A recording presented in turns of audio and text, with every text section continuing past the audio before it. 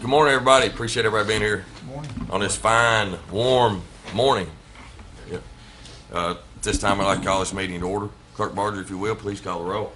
Master Combs, Master Berger, Here. Master Tudor, Here. Master Buckin, Present. Judge Taylor. Here. At this time, Magistrate Tom Bakken is going to lead us in a word of prayer. Will bow, please. Dear most gracious Heavenly Father, we thank you for another day here on the earth, Lord, and we thank you for this opportunity that we can get together, Lord, and that we can take care of the county business.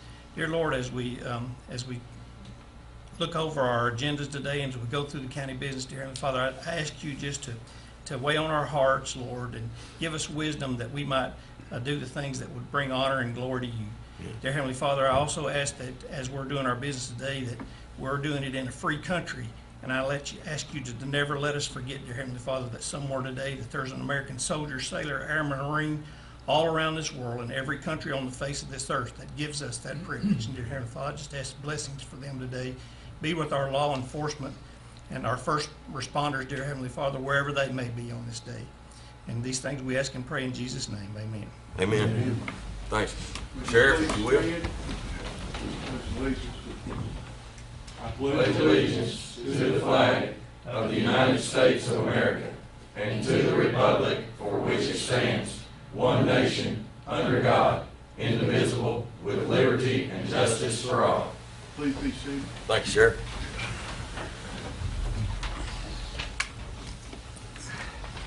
Guys, y'all had a chance to look over the minutes from the previous meeting. If y'all approve, I need a motion and a second, please. Motion to approve the minutes. Second. No discussion, call the roll. Master Berger, Yes. Master Tudor, Yes. Master Buckin, Yes. Judge Taylor. Yes. Good morning, Glenna. Next, Treasurer's report. Good morning. You will find in your Dropbox the report as of December 31st, 2018. Our total fund balance is $9,469,690.23. We're halfway through the year. General fund revenues are at 58.5%. Our expenditures are at 33.2%. Our road fund revenues are at 56.3%. Our expenditures are at 48.9%. Our jail revenues are at 62.1%, and our expenditures are at 46%. Our LGA fund revenues are at 74.5%. Our expenditures are 16.6%. Our CSEP fund, our revenues are 6.7%, and our expenditures are 6.7%. Our 911 fund, our revenues are at 46.3%, and our expenditures are at 38.7%. And our health account, our revenues are at 44%, and our expenditures are at 21.4%. Does anybody have any questions? How's it transfers to the jail? Holding up? Yeah. So far, we have transferred from other funds $1 million. So we're right on track because we have a total of $2,175,427 to transfer. We've transferred $1 million at this time, which is 45%.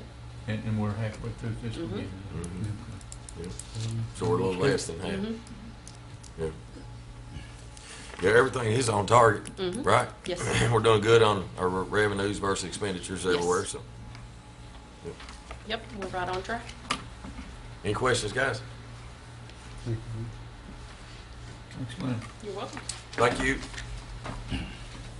Guys, first order of business today is a Veteran Hall of Fame nomination. Mr. Emerson McAfee. The mic is all yours. Thank you. I'll try to make it as quick as possible. When we got you guys to come on board with Richmond and Berea, we said we would help you with these nominations, and that's what the Vietnam Veterans chapter has done. We have a man here in Richmond that was in Richmond, he's passed, Charles Flood, the author. That's who we're nominating for the city of Richmond, since he lived in Richmond. And in Berea, we have a man that is 7 months away from his 100th birthday. Wow. Still getting around a little bit.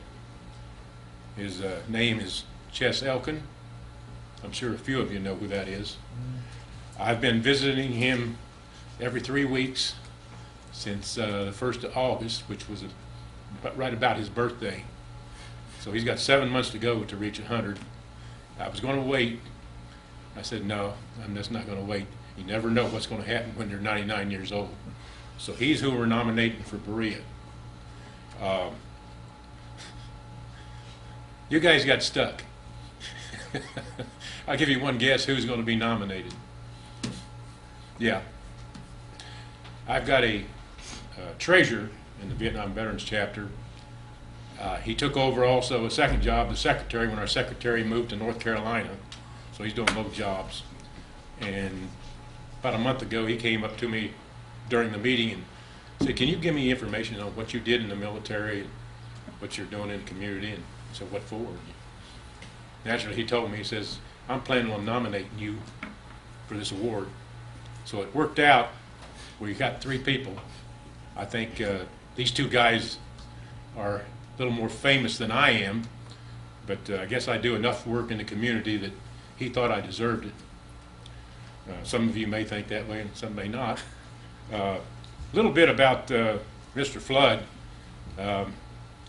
He died in 2014. He wrote 25 books.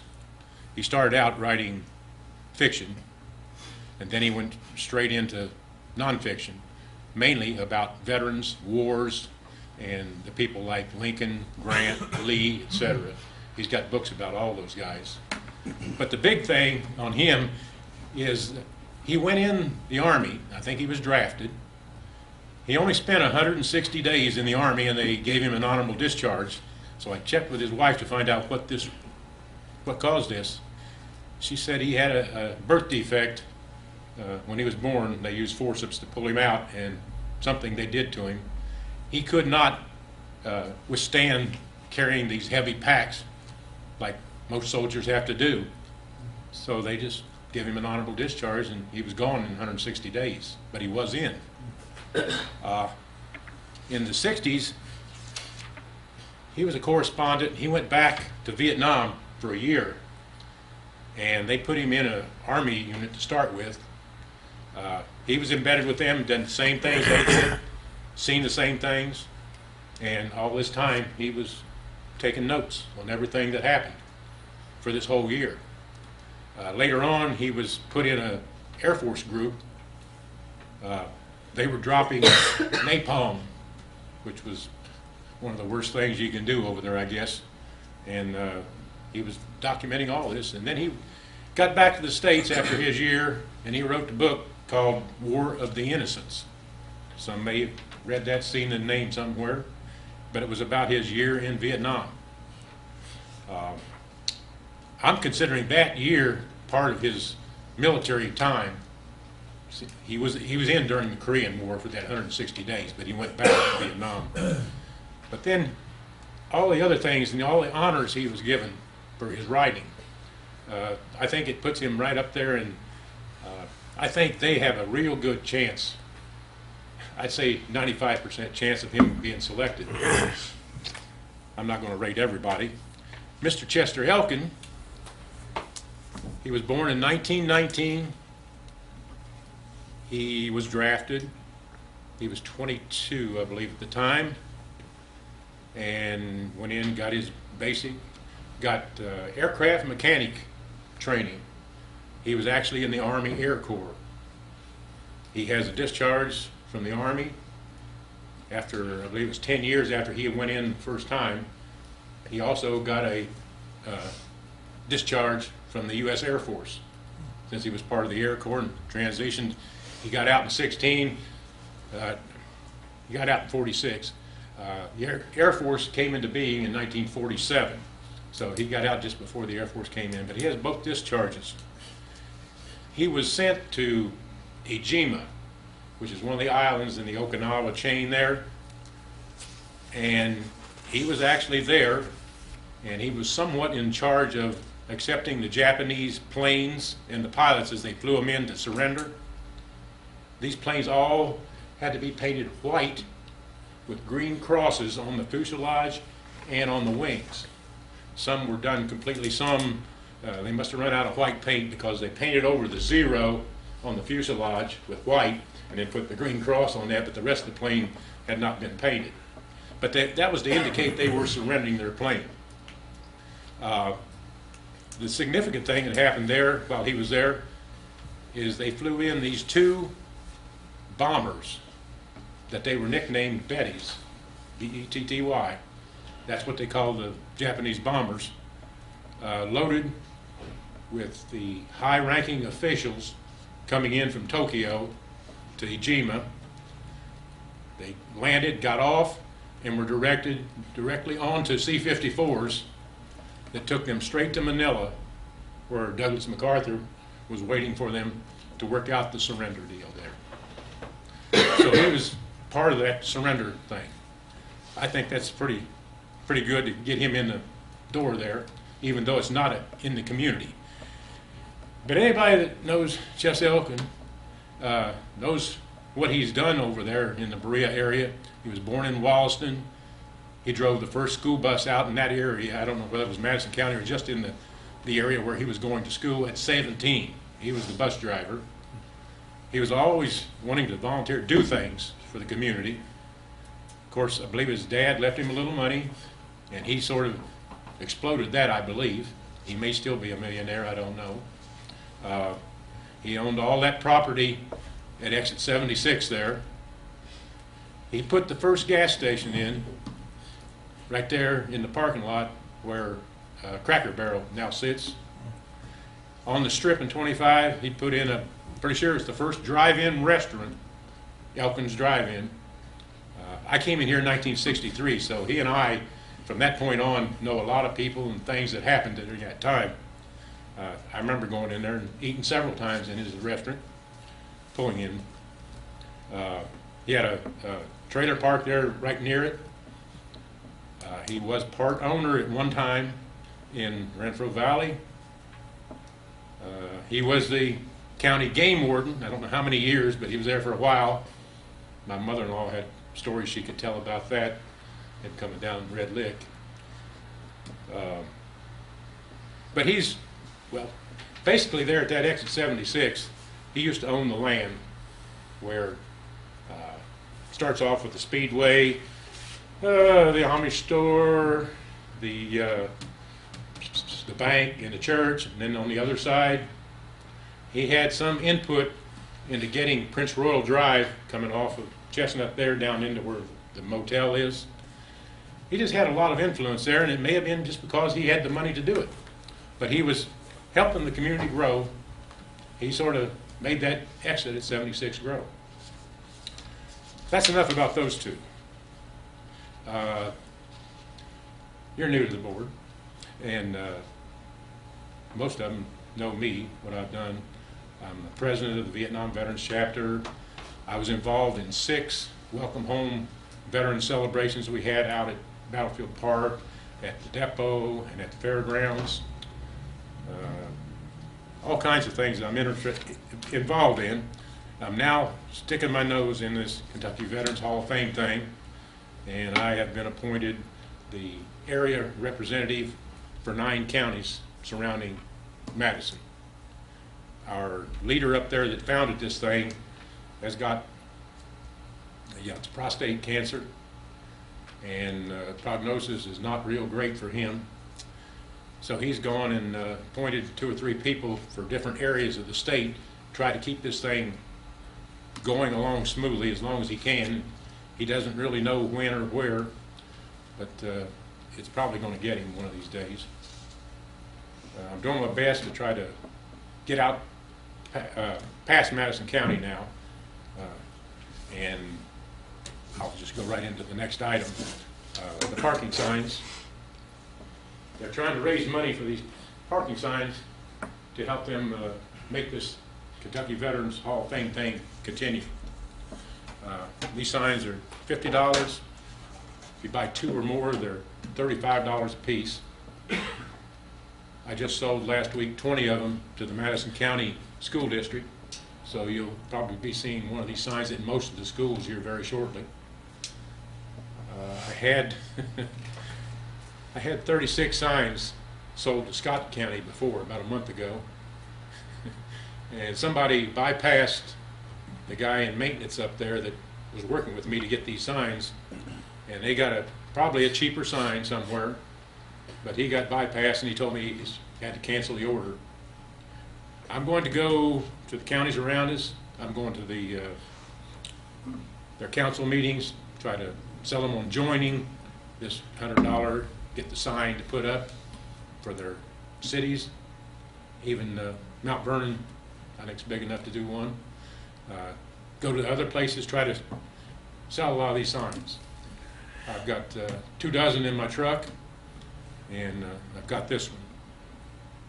I think I've covered about everything, and my treasurer secretary will come to one of your meetings once he gets my resume finished. As you can see, I've filled a complete sheet on each of these guys.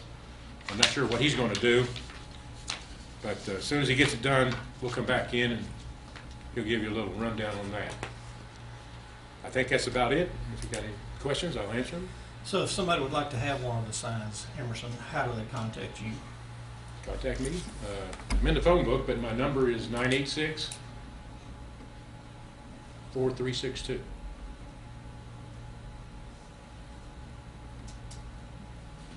And I went to Todd's Antiques out on 21 outside of Berea. She wanted a sign for her parking lot out there. Even though it's not a large parking lot, she wanted one anyway. And while I was standing there selling her sign, there were some customers in there, and I sold 3 more signs to those 3 people standing here. One guy said, I'm gonna take it home and put it up at my house. Very good. Hold that up for us again, Emerson. What's that? Hold your sign up again. Let Sure. everybody see it. Yeah. I think it's pretty. Now, a lot of you have probably seen the ones at Lowe's. Those are nice looking signs too, but they're not blue and red. They're white signs. They say similar stuff. Lowe's is putting them on all their stores. I went in to see how they got the sign, and the guy told me that Lowe's headquarters is providing those for all their stores.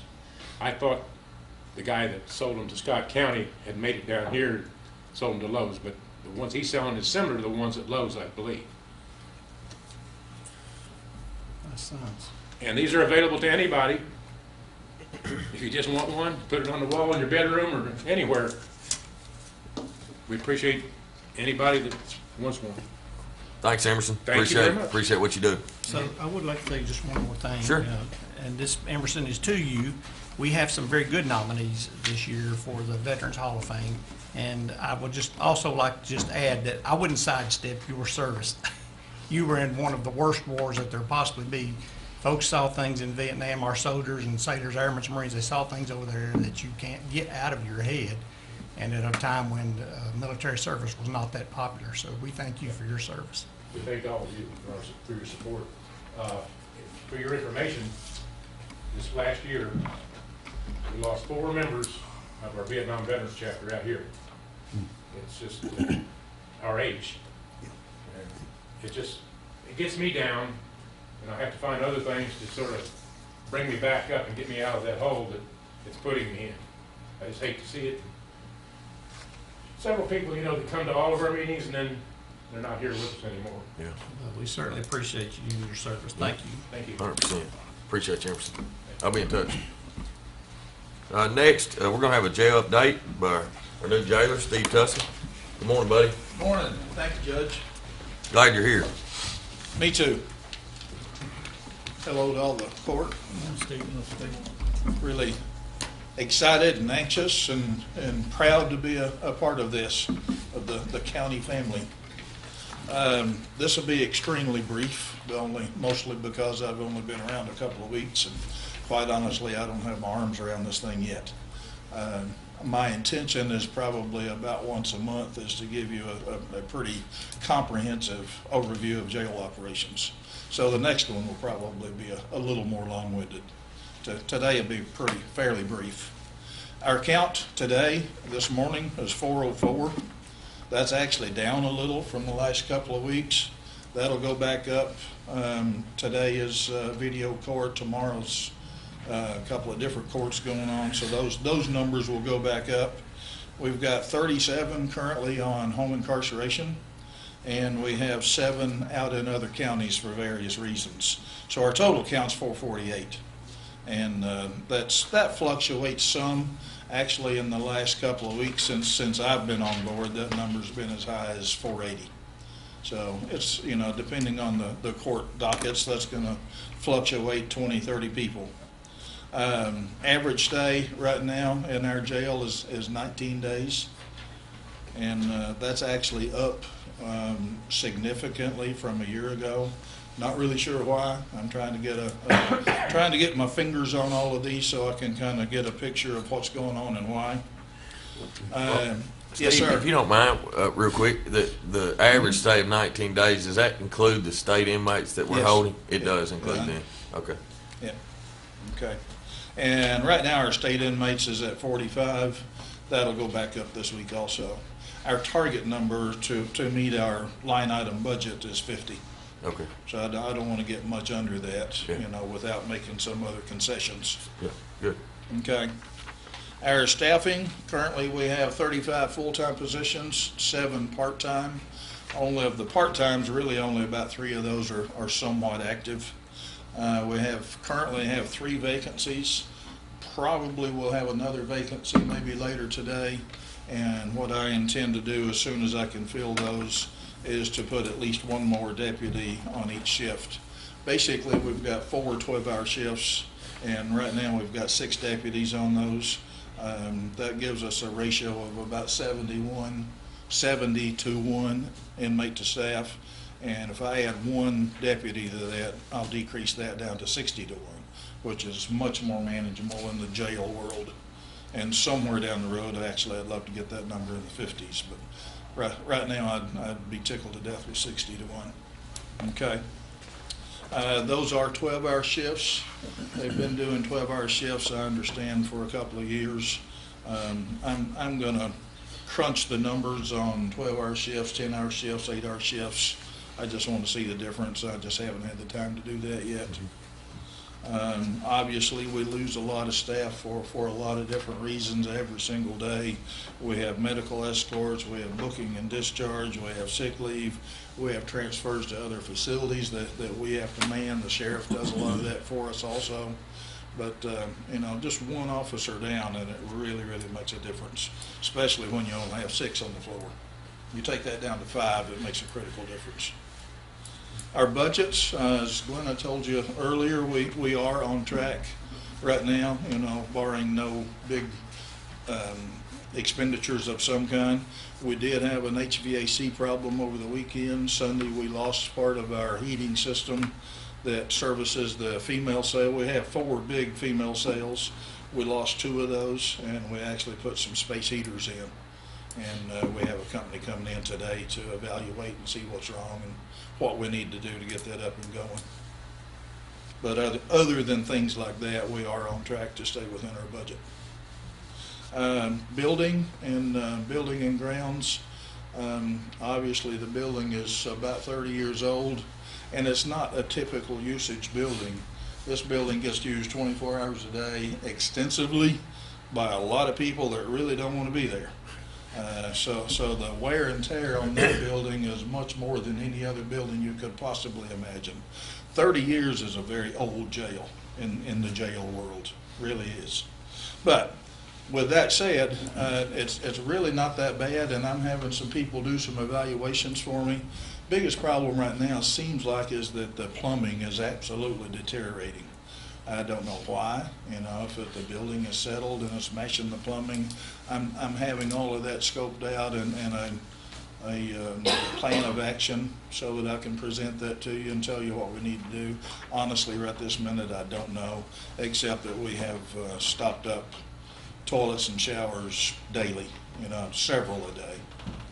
So it's just a management nightmare, quite honestly. Steve, is it partly because of some products you put in the toilets? It used to be. We've got a pretty good handle on that, John.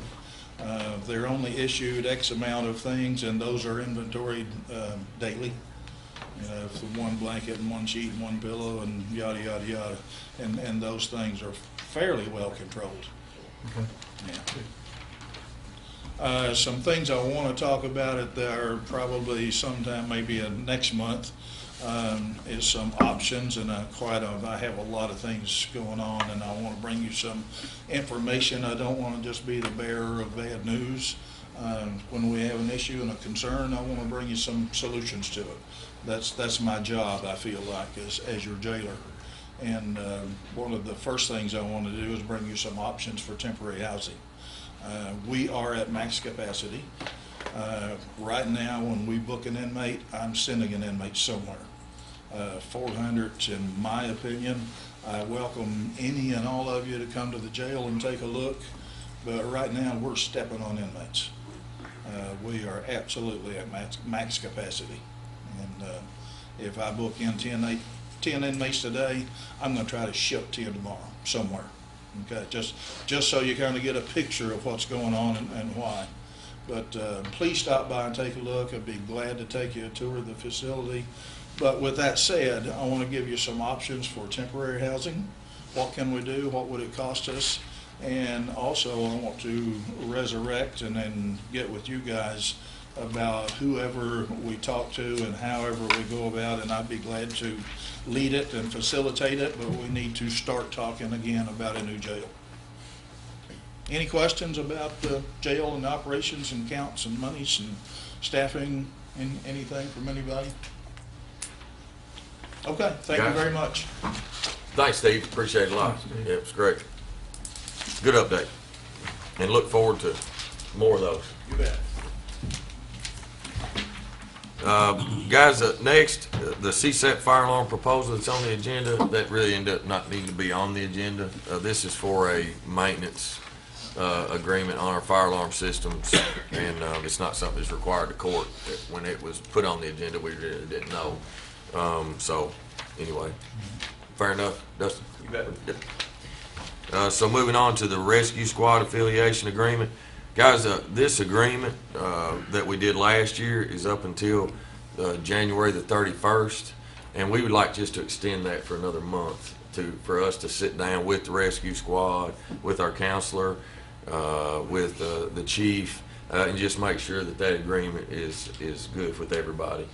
But we don't want to not be in compliance, and our agreement from last year goes to January 31st. So I would like to extend the one that we have right now through February. And then that'll give us time to bring back the actual agreement once everything's been worked out for the following year. Is that good? Is everybody? That's good. So I need a motion at the second to extend our current agreement that we have now with the rescue squad through February. So moved. Second. So I have a motion and a second. No discussion. Call the roll, please. Master Barger, Yes. Master Tudor, Yes. Master Buckins. Yes. Judge Taylor. Yes. Thank you, guys. Next is second reading of ordinance 1901. This is a land use change for 111, 117, 121, 125 Duncannon Lane from UC1 Urban Corridor Single Family to UC4 Urban Corridor General Commercial. You all are aware of where this is at, so I'm going to go ahead and start reading the ordinance.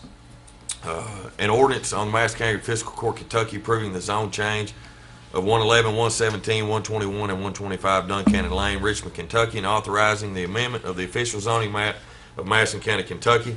Whereas the hereinafter described land is located in Madison County, Kentucky, and whereas the Madison County Planning Commission held a public hearing on Tuesday, December 18, 2018, to consider a land use change request application from UC1 to UC4 General Commercial. The applicant's request stated that their justification for the proposed change being the existing zoning classification given to the property is inappropriate, and the proposed zoning classification is appropriate and in keeping with the comprehensive plan. Finding of fact were made by the commission that the property is surrounded by commercial and industrial zoning and commercial and industrial uses. The commission further found that the proposed UC4 General Commercial was in general conformity with the surrounding property and general character of the area and in conformity with the comprehensive plan. Whereas the Madison County Planning Commission, upon hearing testimony, made a motion with unanimous consent to recommend to the Madison County Fiscal Court to approve the land use change request from UC1 to UC4 General Commercial.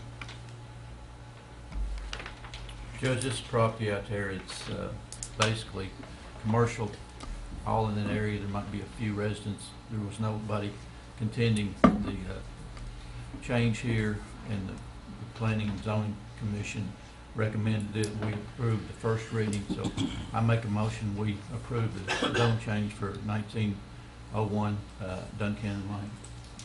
All right, I have a motion for second reading to approve ordinance 1901. Do I have a second? Second. I have a second. Do we have any public comment today? Seeing none, no more discussion. Call the roll, please. Mr. Tudor? Yes. Mr. Bucket? Yes. Mr. Berger? Yes. Just Taylor? Yes. Next is the personnel, CSEP, this is a contract planner. Good morning, Dustin. Morning, sir. How are you, buddy? Morning, Good. gentlemen. Yes, we want to ask the court's permission to enter into a contract with Tom Webb. He was our only bidder for the contract planner position for CSEP. The bid was $40,644, and then he asked for expenses for products and things that he would use to do his job. With that being said, we would ask court's permission to allow the judge to enter into a contract and negotiate a contract with Mr. Webb not to exceed $42,000 base pay, and the ability to negotiate expenses for expenditures. We think this benefits our department. It benefits Mr. Webb. It also benefits the county in the long run for some cost savings in the future. So, with that being said, Dustin, does he Yes, have benefit package from someone else, so he won't be needing benefits? yeah. So from us? he's a retiree from he's a retiree from Lexington. So he has And that's one benefit in the contract. Exactly. Yeah. Contracting is you don't have to offer that. Exactly. Yes, sir. And I think I forgot to mention, we'd like to have him start in this contract position no later than February 28th of 2019. Yeah, I think it's a good opportunity, especially for the long term of the county. I mean, it really is. Yeah. Post CSEP, I'll say. It's Yes. really good for us. Yep. So, any comments or questions? And I need if y'all approve the recommendation by Dustin, I need a motion and a second. Make a motion that we hire Tom Webb for a contract planner at no more than 42,000, not to exceed 42,000. Second that. And allow Plus the expenses. judge to negotiate Right. Yes. plus expenses. Yep. Mhm. Yep.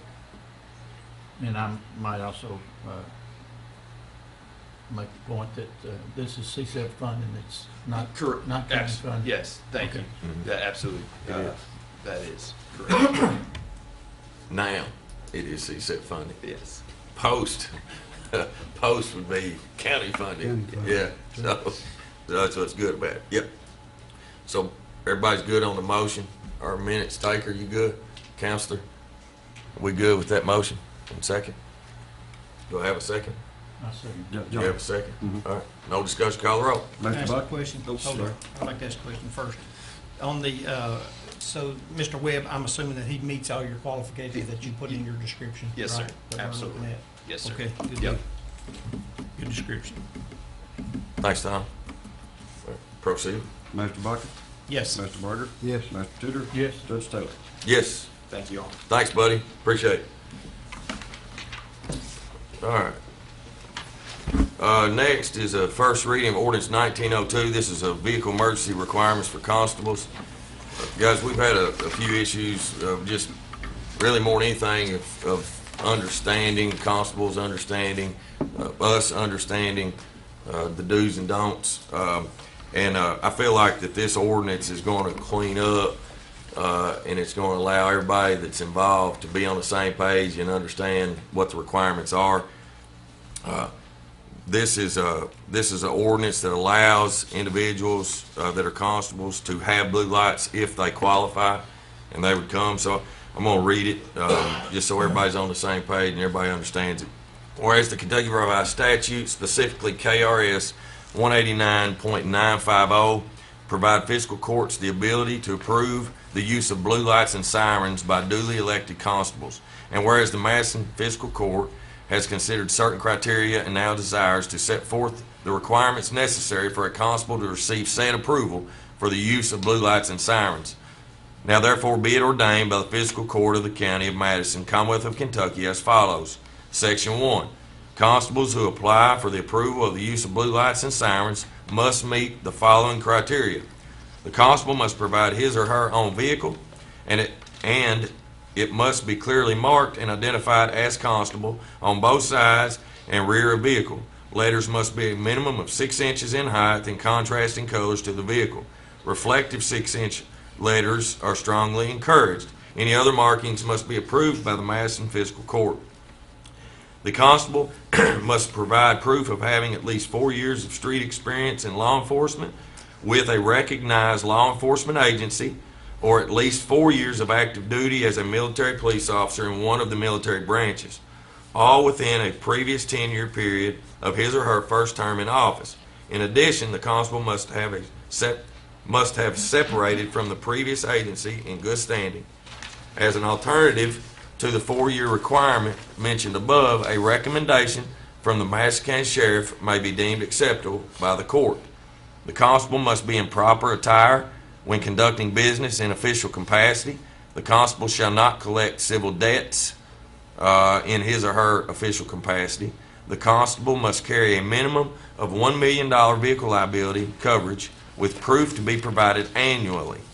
The constable is subject to a 12-panel drug screen and criminal background check at the request of the Madison County Fiscal Court at the constable's expense. The constable shall successfully pass the drug screen and have no crimes of moral turpitude on his or her record. The constable shall maintain a valid Kentucky motor vehicle operator's license at all times and have no driving under the influence charges convictions for the recognized minimum statutory period, and it's currently 10 years.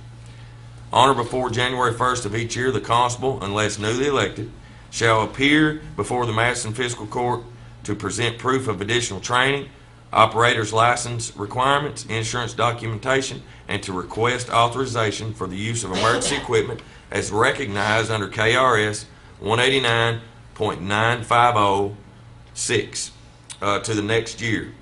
Insurance documentation must be in effect for the calendar year of January 1st through December 31st of the year in which the request is being made. A newly elected constable may appear before the court subsequent to the 1st of January of his or her first year of the initial term to make such a request and to provide the information described here above. Violations of any of these criteria shall result in revocation of the authorization to emergency equipment as described herein. Violation of this ordinance by the use of emergency equipment as described herein, not authorized by the Madison Fiscal Court, or after revocation of the authorization. Man, yes, I did. I'm going to ask you to read it next time. Authorization by the Madison Fiscal Court may result in criminal prosecution with penalties as set out in the Kentucky Revised Statute, including but not limited to KRS 189.993.11.b, and shall include the forfeiture of the emergency equipment described herein pursuant to statute. This ordinance shall take effect upon passage and publication, obviously after the second reading. Council has looked at this and agreed with it. Our council actually wrote this. Yes. Good job, Counselor. She just didn't want to read it. Next time, I know. This is our first time together. You write it, you're going to read it. Yes, that's exactly right. Yeah. Agree to that rule. And you're going to be on camera just like I was and on the mic. Yeah. I need a drink. Guys, y'all had a chance. We've had discussions. We've had issues in the past. We've had issues with law enforcement agencies. We had a very productive meeting with the 911, with the sheriff, with Chief Gregory from Berea PD, Dustin, with CSET, with 3 of our constables. We had one that could not make it. And it was a very productive meeting, trying to get everybody on the same page, understand whose roles are who. You know, obviously with 911, you know, it's a multi-government group, right? It's governed actually by the 911 board. Even though we do the administrative part as a county entity, do their payroll, they're actually governed by 911 or by a law enforcement board. It's a sheriff, I think, Richmond PD, Berea PD, maybe it's fire, EMS, EMA, maybe CSEP. No, EMA, CSEP. KSP. Corners on there. So I mean, it's a great group of experts, you know, from that standpoint. And so one of the things we want, and that I want as administrator of this county, is to be clear, is to everybody know whose role is whose.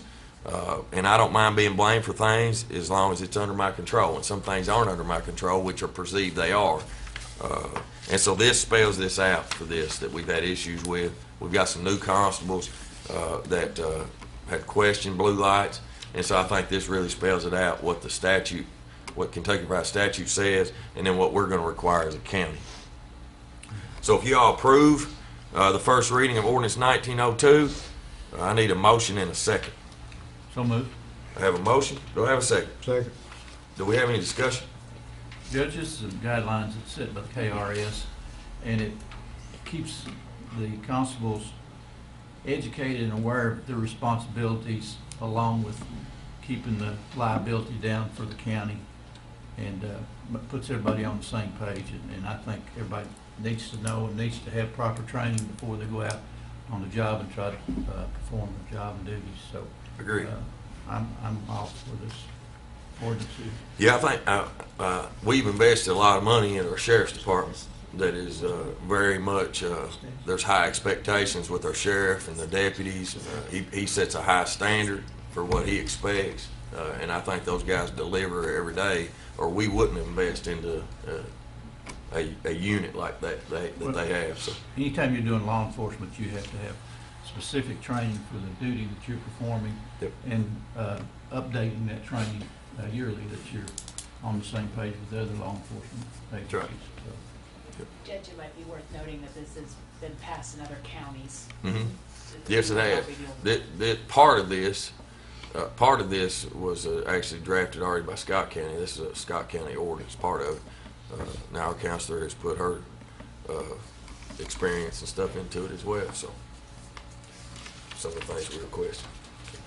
Done a good job at that, too. Yep. So, all right, I have a motion and a second. No more discussion. Call the roll, please. Mr. Barger? Yes. Mr. Tudor? Yes. Mr. Buckins? Yes. Judge Taylor? Yes. Next, a budget amendment. Glenn, are you going to present? Thank you. We currently need a budget amendment done for the road department. We had a surplus from last year, at June 30th of each year. Whatever's sitting in your checking account at that time is your surplus from the prior year. So we have to take a guesstimate of what's going to be sitting in the checking account. We had an overage on the road department of $172,599. So we need to budget amend that in and put it into the reserve for transfers. We've got several projects in the road department, emergency money projects, that we have to spend the money before we can get reimbursed for it. So this will allow us to move this money from reserve to those line items to help us get those bills paid. Glenn, it's always good when we have a budget amendment for a surplus rather than a Yes. deficit. So I move we budget this $172,000 into the road department. Okay. That's an easy one, isn't it? I'll be down to see Willie late this I afternoon. thought you should have spent that in the 4th district last year. We wouldn't have issues. Be easy on Willie now. So Did you get a second? I still don't have a second. I'll second. All right, we have a second. They don't want a second. Yeah. Yeah, we wait to put these in towards the end of the fiscal year. Y'all be fighting over it if you had it any sooner. No more discussion. Call the roll, please. Mr. Tudor? Yes. Mr. Buckins? Yes. Mr. Barger? Yes. Judge Taylor? Yes. Let me see your agenda. I don't have it. Executive session. Yeah, I don't have it on my agenda. Okay. At this time, we need an executive session to talk about a personnel issue. I need a motion second to go into executive session. So moved. Second. Call the roll, please. Master Bodkin? Yes. Master Barger? Yes. Master Tudor? Yes. Judge Taylor? Yes. Yeah, we'll.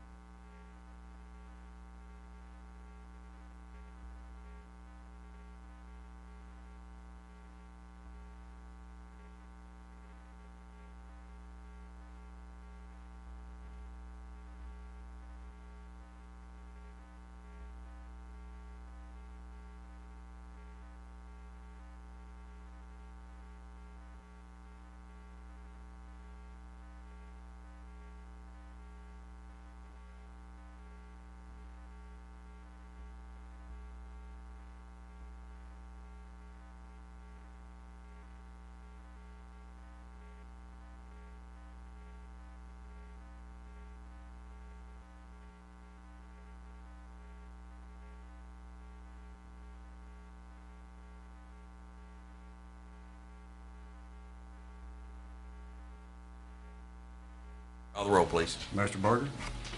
Yes. Master Tudor? Yes. Master Bodkin? Yes. Judge Taylor? Yes. At this time, do I have a motion second to deal with the personnel matter? I make a motion that we terminate Denise Williams from employment with the county immediately. I have a motion to terminate Denise Williams effective immediately. Second. I have a second. No discussion. Call the roll, please. Master Tudor? Yes. Master Bodkin? Yes. Master Barger? Yes. Judge Taylor? Yes. Next, the judge's report. Just a few announcements. Drug prevention efforts, treatment and recovery seminar will be Wednesday, January the 30th from 9 a.m. to 12 noon, Madison County Extension Office on Duncannon Lane. Registration begins at 8:30 a.m. Again, that's January the 30th from 9 a.m. to 12 noon, the Madison County Extension Office. Berea Mayor Bruce Fraley will give his State of the City address for the city of Berea on Thursday, January 31st at Churchill in Berea, beginning at 12 noon. Tickets are available through the Berea Chamber of Commerce, and no tickets will be sold at the door.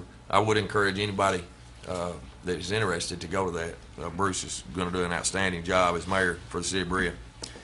Richmond Chamber of Commerce annual legislative bus trip to Frankfort will be Tuesday, February the 5th. For more information, please contact the Richmond Chamber of Commerce. Richmond Mayor Robert Blythe State of the City of Richmond address will be Thursday, February the 7th at 8 a.m. at EKU's Perkins Building. For more information, request tickets, please find that at the Richmond Chamber of Commerce. Again, that's Mayor Blythe's State of the City address for the City of Richmond, Thursday, February the 7th at 8 a.m. A reminder to everyone about Madison County Tracks. We had, I consider it's probably our second snow event, second time we've had to deploy. But remember our Madison County Tracks program. You can get on through Facebook, you can get on our website, but it's an opportunity for constituents to know where our trucks, snow trucks are on their route, when they're there, what they've already plowed. It's just a great way to communicate and educate the constituents. What cities, what's county, what state. So it's great. It's been great since we implemented that. Warm weather will be here soon. If your company or organization are planning a golf tournament, please contact our Battlefield Golf Club this year for that opportunity to partner with the county. Please contact Gary Vanderhoff. Gary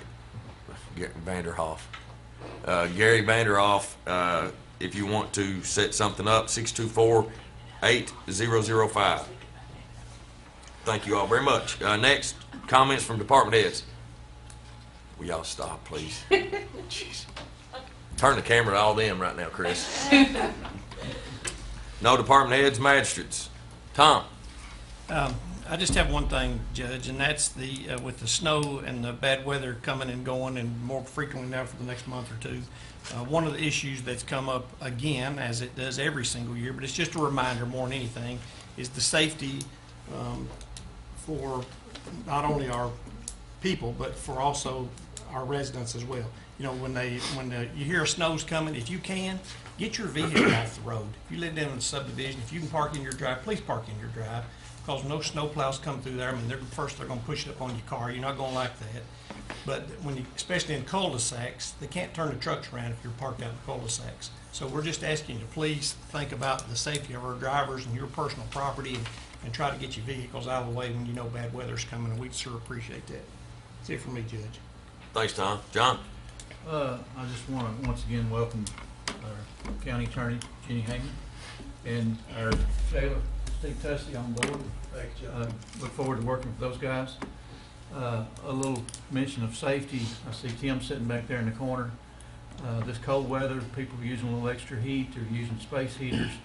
They're throwing another log on the fire. Just be extremely cautious, and especially with these electrical cords, they can flare out and cause a spark and fire before you know it. So just be a little extra cautious and stay warm out there and be careful.